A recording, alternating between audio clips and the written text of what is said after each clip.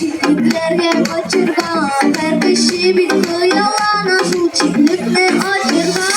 Rahmetimle insanı çiğdemler biteli, çiğdemde açılmazsa çiğdemler biteli.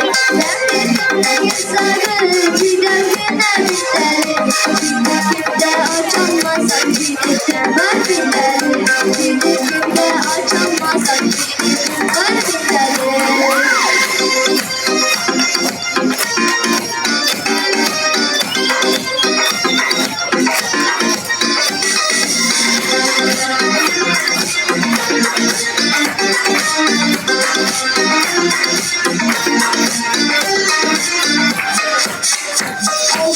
Getirmiş düğün belki çiftlikleri, çiftlik bu belki çiftlik kışın acımları. Gerçekten güzel çiğdemler bitleri, çiftlikte açılmazsa çiğdi ayvar bitleri. Gerçekten güzel çiğdemler bitleri, çiftlikte açılmazsa çiğdi ayvar bitleri, çiftlikte açılmazsa çiğdi ayvar bitleri.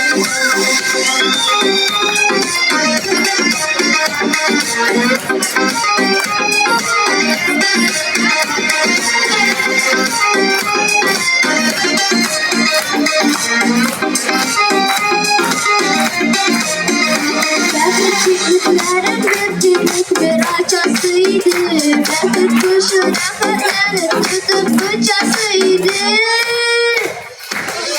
Belki tümü güzeldi, çiğdemler bitmeli, çiğdi ayda açılmazsa çiğdi yıllar bitmeli.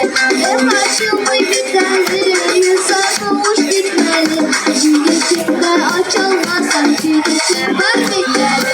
Belki tümü güzeldi, çiğdemler bitmeli, çiğdi açılmazsa çiğdi yıllar bitmeli.